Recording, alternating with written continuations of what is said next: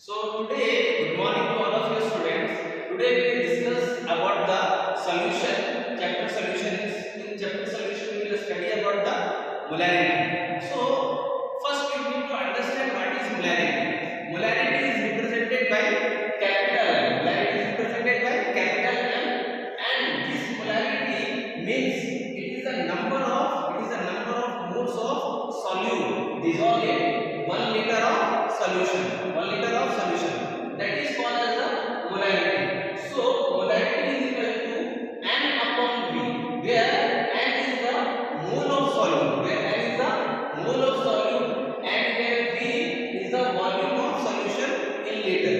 We are taking the volume of solution in liter. So and what is mole here? Mole means here mole is represented by small m. So this small m is equal to given weight upon molecular weight. So given weight here refers to the it will be given in the question, and molecular weight means it is the sum of the gram atomic mass of all atoms in a given chemical compound. So this is the molecular weight. So m is equal to given weight upon molecular weight into volume of solution in liter. So suppose in the question if they have given the volume of solution in ml, so you have to change this volume of solution from liter into ml. So you have to multiply by 1000. So we have now formula molarity is equal to given weight upon molecular weight into volume of solution in ml. So now we want to know that molarity is dependent on temperature or independent on temperature. So according to Charles' law, we know that V is directly proportional to T. It means if you increase the temperature, suppose if you increase the temperature, the volume will also increase. So and from the equation we can conclude here that m is equal to n upon v, where you can see here n is directly proportional to n and n is inversely proportional to v. So suppose if you increase the volume, the molarity will decrease. So we can say here that n is inversely proportional to v. So if you increase the volume, the molarity will decrease.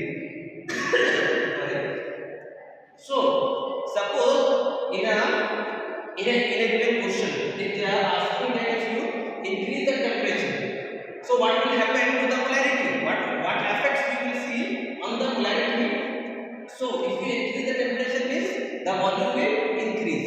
So this molarity will also decrease. So this is all about the molarity. So the next we have to study about the normality. So students, this is all about the molarity what we have studied. So our next topic we will discuss about the normality.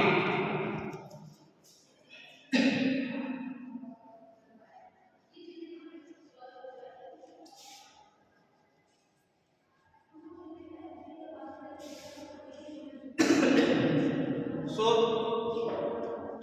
our next topic is normality.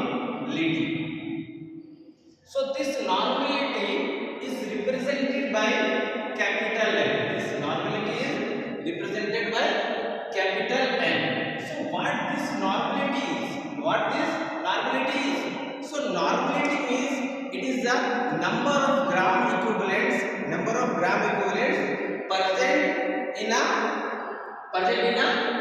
given volume of solution. So normality means it is the number of gram equivalent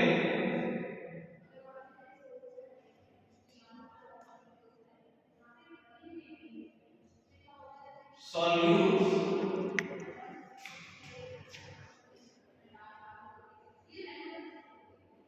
present in 1 liter of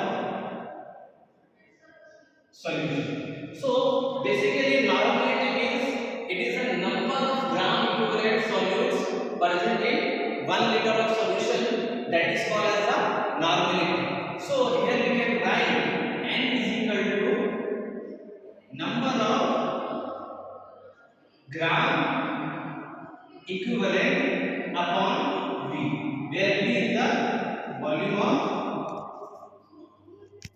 solution. Here, where volume of solution is should be in the liter. Up to here is clear now. So n is equal to, so we can say here n is again inversely proportional to V. So suppose if you increase the temperature, the normality will also decrease, and we know that if you increase the temperature, the volume will also increase and the normality will decrease. So here we can conclude that normality depends upon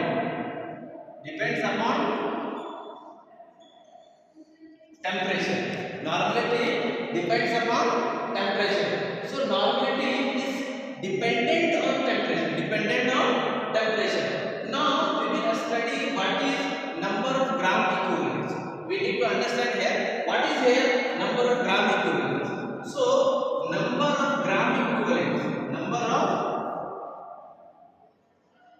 gram equivalent is equal to given weight upon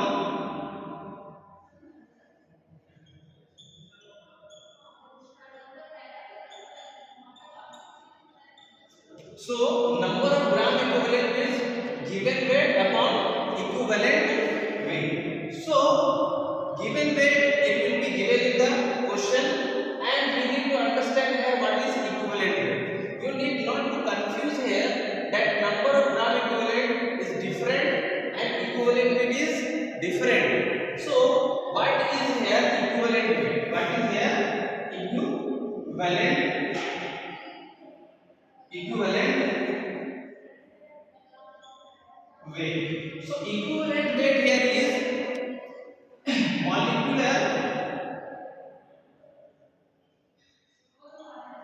molecular weight upon n factor. Equivalent weight is molecular weight upon n factor. So what is here n factor? What is here n factor? So n factor we need to understand in a better way. So n factor for acid, if you talk about the acid, so if you want to find the n factor for acid, so we will see here number of H plus ions released, that will be the n factor for that particular acid. Suppose if you want to find the n factor for base, so we will see here how many number of OH minus ions are released. That will be the n factor for base. So base we will check number of OH minus ions released. That will be the n factor for that particular base.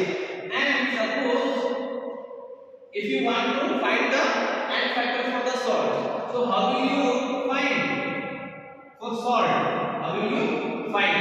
So basically you have to calculate total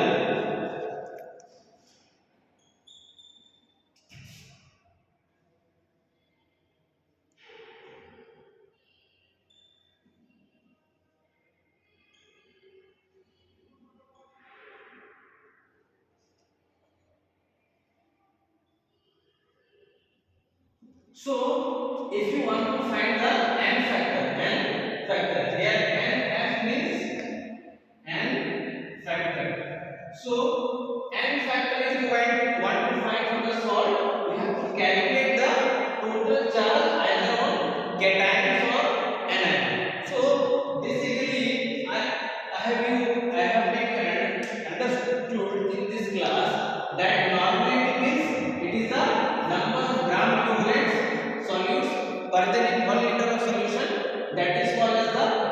normality, and it depends upon the temperature. Normality means number of gram equivalents of solute present in given volume solution, and it should be in liter. And n is inversely proportional to V here. If you increase the temperature, the volume will also increase and the normality will decrease. What is here number of gram equivalent? Number of gram equivalent means it is the ratio of given weight upon equivalent weight, and number of gram equivalent weight is different and equivalent weight is different. So you have to find that what is equivalent weight here. Equivalent weight means molecular weight upon n factor. So how will you calculate the n factor? So for acid, if you want to calculate the n factor for acid, you have to calculate total number of H plus ion release, that will be the n factor. And if you want to calculate for the base, you have to find the number of OH minus ions release, that will be the n factor. And suppose in the question they have given the salt, so calculate total charge either on cation or anion. So this is all about the n factor. So now I will make you understand in a more better way how to calculate n factor.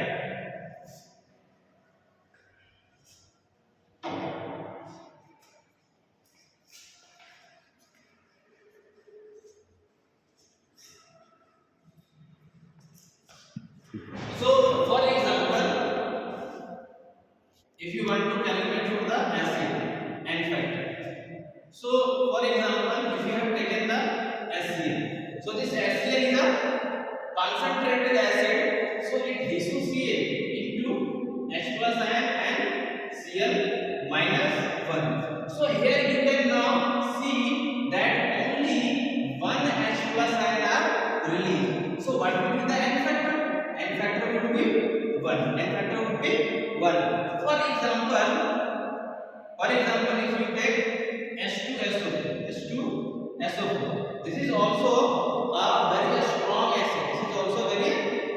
acid. So if it is a strong acid, means it will release 2H plus ion. This H2SO4 releases 2H plus ion and sulfate. So here you can now see here that 2H plus ions are released. So what will be the n factor? N factor would be 2. So and H plus ion, this H plus ion is the acidic hydrogen. And you need to understand here, this acidic hydrogen means it should be bonded with the oxygen. Then only we will consider it as a acidic hydrogen.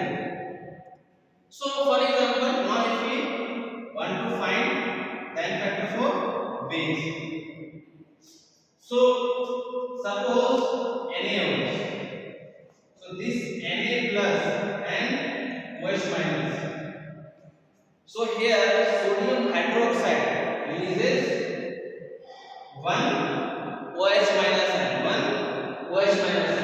So it means the n factor would be 1. Suppose if you take BaOH का whole twice, so it will dissociate into Ba plus 2 and 2 OH minus. So from this reaction you can now see that this BaOH का whole twice means barium hydroxide dissociate into Ba plus 2 and 2 OH minus. Here 2 OH minus ions are released. So what will be the n factor? 2. Clear now? So this is for the acid and for the base. So how would you calculate them, the n factor? So third one is the salt.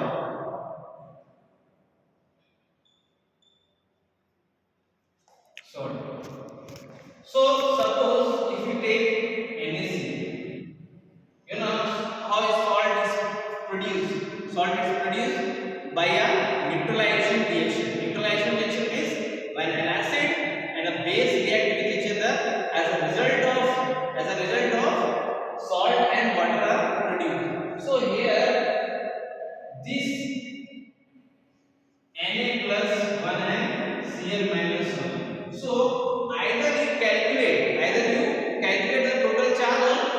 cation or anion. Either you calculate the total charge of cation or anion, that would be the n factor for a given salt. So now you can see here in the cation plus 1 charge is there, so n factor would be 1. N factor would be 1. Similarly, if you take another example, AlCl3, AlCl3. So this AlCl3, Al plus 3 and 3Cl minus 1. So this is a cation part, and this is a anion part. So in cation parts, plus 3 charges there, and in Cl minus, in Cl we have minus 1. But there are 3 Cl. There are 3 Cl means if in 1 Cl there is minus 1 charge is there, for 3 Cl there will be minus 3 charge, minus 3 charge. So either you see in the cation or the anion, just to calculate the total number of charge, that would be their n factor. That would be the n factor. So n factor is equal to 3. So this is how you calculate. This is how you calculate the total number of charge. Total number of charge on either of cations. That would be the n factor. I hope you have understood. I hope you have understood here how you calculate the n factor for acid, base and salt.